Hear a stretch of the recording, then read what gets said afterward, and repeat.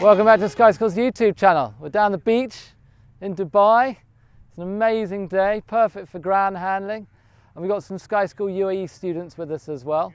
And one of the lucky guys has bought a brand new Parajet Maverick Monster 185. So I thought this would be a good opportunity to take you through this fantastic piece of equipment. So like anything that Parajet make, they've put a lot of thought into the development of not just their paramotor, but their travel case. And this is the Maverick Sport version. So I'm going to take you through exactly what's inside this thing. They've laid it out really nicely. At the front here you have your mesh, which is kept in a nice simple bag out the way so this can't get hooked up, which is a very nice little design. Here at the front you have the paramotor in its frame, and you can see they've padded it out because it's been sent to us, making it really, really protected. You have the propellers nicely stowed away in the prop covers here, and in the side you have the titanium frames, which is just a really nice design, just slotted out of the way so they don't yet again get caught up on anything. As with everything Parajet, they also give you some nice goodies. So in there we have a t-shirt, you have a jiggle pipe, and some vital tools. And don't forget, you also need to have your prop cover and prop spacer, which are tucked away in these nice little pockets. So they really have given this a lot of thought. This is the sport version of the Maverick Monster 185, and with that comes a carbon shroud, which sits over your cylinder head and is designed to funnel the air and make the cooling effect much more efficient. I'm now going to show you how to put this thing together.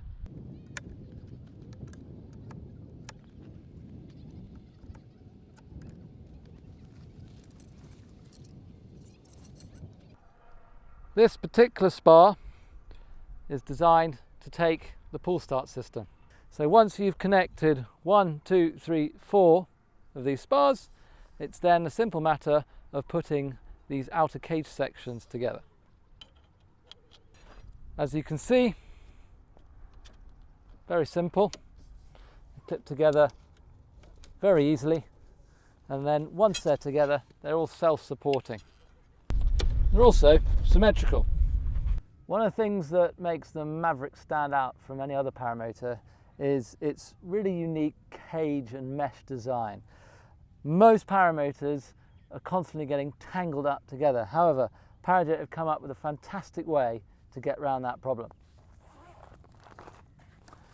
This blue system is designed to strap onto the outer section of the frame, and then you ratchet strap here, not super tight but tight enough to create enough tension so that this mesh is suitably protective to stop anything going back in through to the propeller.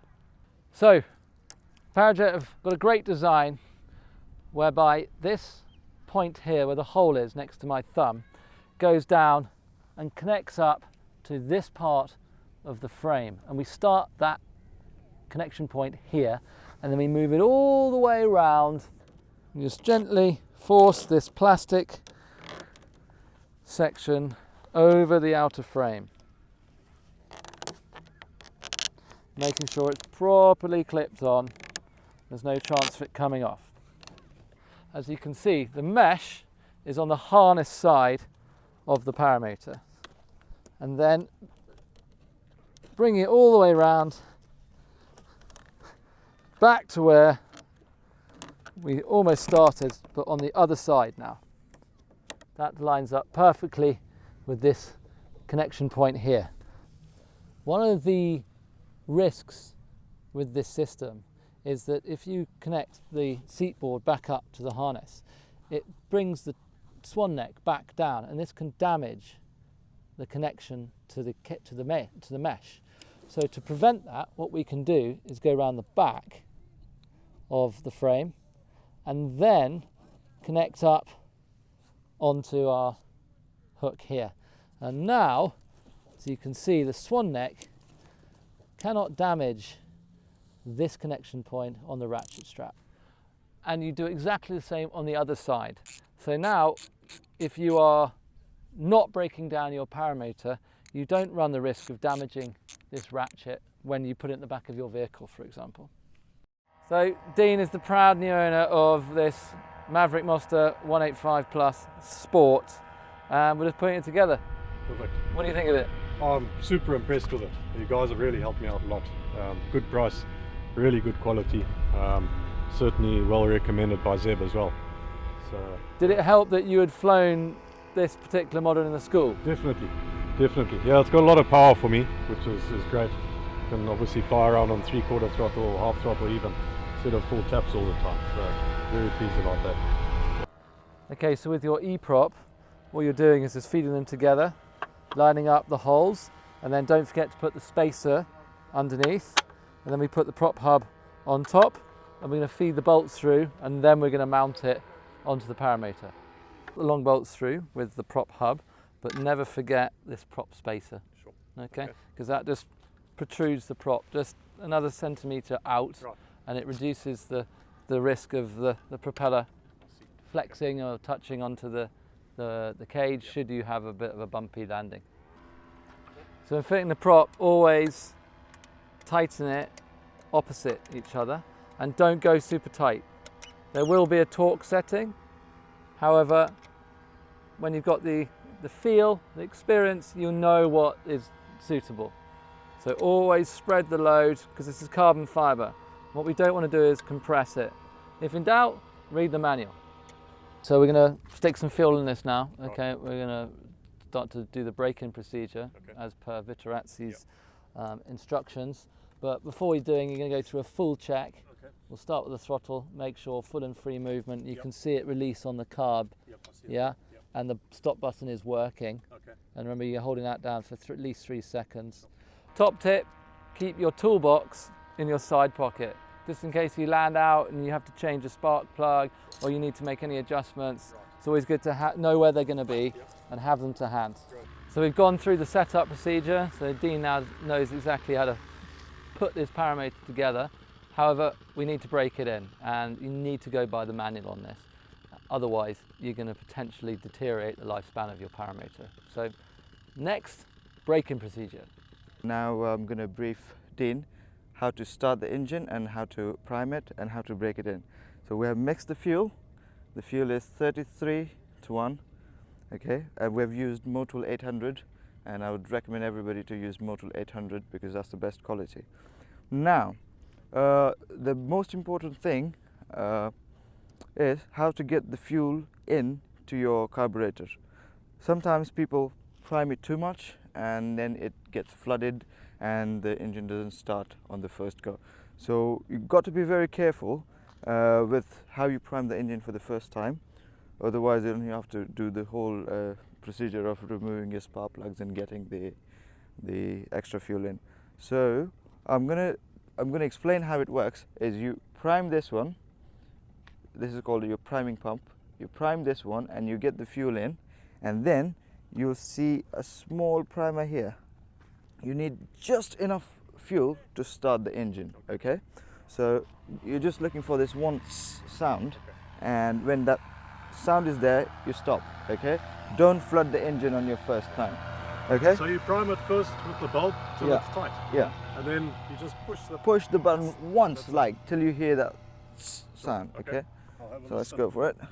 One thing before we proceed, I would like to say that always start the engine on your back. Drop clear. Yeah, and then pull.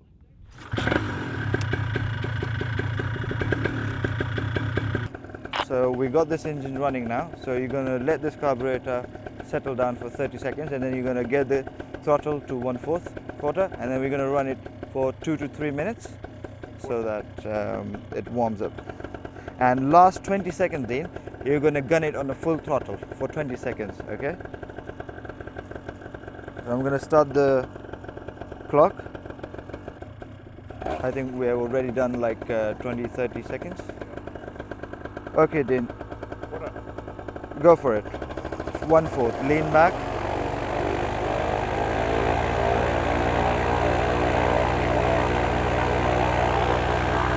services when you get the engine, we fit the reserve for you. In this case, we have a reserve for Dean, which is nice shiny machine. A G-Lite 39. When you lift here, you'll find there's a loop.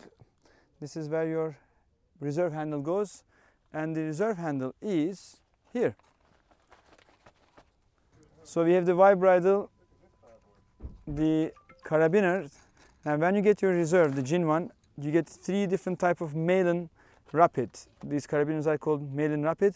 So this one is a thicker, heavier one. And if you look at the higher shoulder ones, they're thinner, slightly wider. Yeah. So make sure you get the thick one on the bottom of the Y bridle. So on this reserve bag, you have 2 options. You can take the bridle from back here or front part here. I choose the front side because it's a little bit farther from the propeller and the hazardous areas near the cage. And after you get this, make sure this bridle is out of everything. And you have a Velcro sealed tubing here, as you can see. Nice sound of Velcro.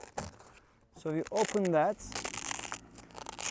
On this harness, the trick is you turn it this way, put it in here, and then voila. Okay. So now we have the bungee here. You can use a thicker O-ring one, but for now it's okay. It came from the packaging like this. And that's purely There we to go. keep the bridle So it on doesn't top. slide Yeah. far too much, Yeah. because the strength of the carabiner this side Yeah. and this side is a bit different. So there you have it. We're more than just a paramotor school. Always fly before you buy, and make sure that you have people who know what they're talking about to help set up your paramotor for you. Happy man? Thanks, very happy. Alex, thank you very much. Zeb, you guys are the best, honestly. Top instructors.